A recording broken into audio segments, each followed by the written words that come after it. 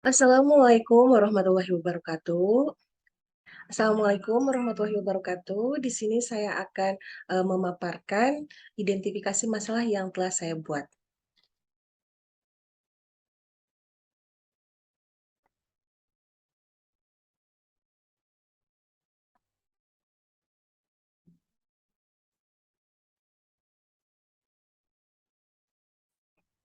Yang pertama yaitu jenis permasalahan pedagogik, literasi, dan numerasi. Masalah yang diidentifikasi yaitu materi pembelajaran terkesan monoton, berpusat pada guru, dan terlalu fokus pada buku ajar siswa. Nah, pada analisis identifikasi masalah, guru pada saat mengajar pelajaran PPKN, materi Pancasila di kelas 2 sangat monoton. Bahkan 15 dari 29 orang anak mengantuk di kelas. Tanpa adanya interaktif dengan siswa, tidak ada diskusi, siswa hanya mendengar penjelasan dari guru. Siswa kelas 2 sibuk bermain dengan dunia mereka sendiri karena tidak ada pembelajaran yang menarik di kelas. Sebaiknya guru harus mendesain materi pembelajaran berbasis PBL agar melibatkan semua siswa dari kegiatan merencanakan, membuat rancangan, melaksanakan, dan melaporkan hasil kegiatan berupa produk dan laporan pelaksanaannya. Kemudian yang kedua yaitu kesulitan belajar siswa termasuk siswa berkebutuhan khusus dan masalah pembelajaran atau berdiferensiasi di kelas berdasarkan pengalaman mahasiswa saat menjadi guru.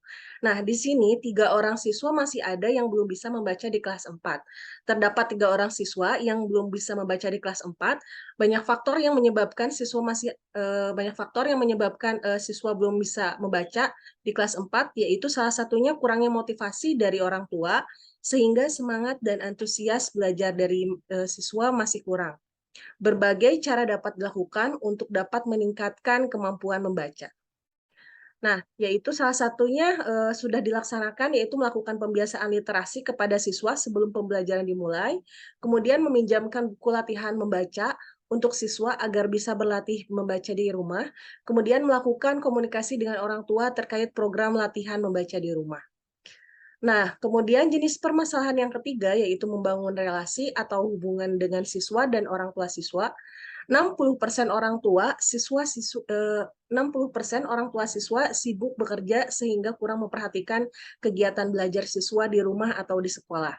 Nah, ketika kita pernah membuat angket tentang pentingnya peran orang tua di rumah, 60% 60% orang tua siswa itu sibuk bekerja sehingga kurang memperhatikan kegiatan belajar siswa di rumah atau di sekolah.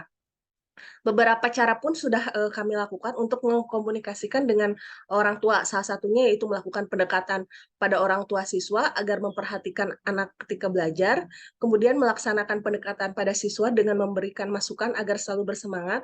Kemudian yang ketiga melakukan komunikasi dengan orang tua siswa untuk memperhatikan siswa dalam pembelajaran. Kemudian yang jenis permasalahan yang keempat, yaitu pemahaman atau pemanfaatan model-model pembelajaran inovatif berdasarkan karakteristik materi dan siswa.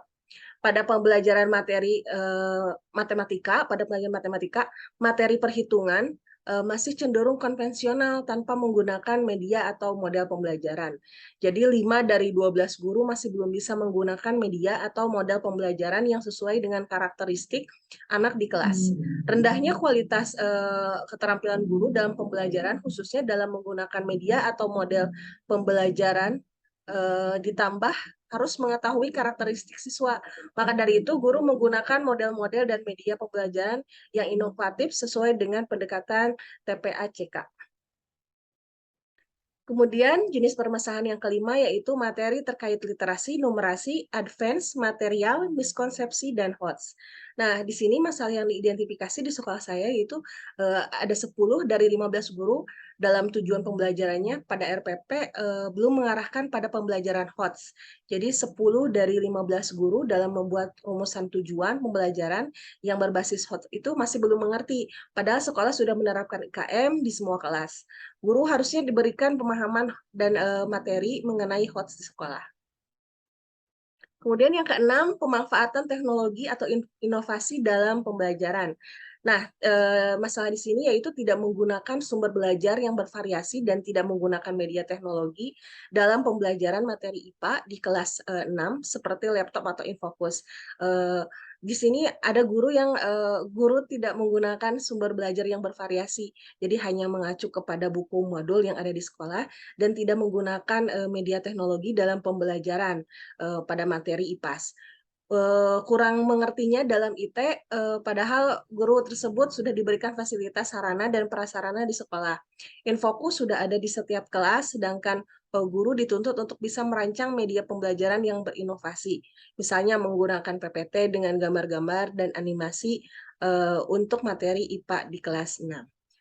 Berikut, yang telah saya paparkan, eee, kurang lebihnya saya, ucapkan, mohon maaf.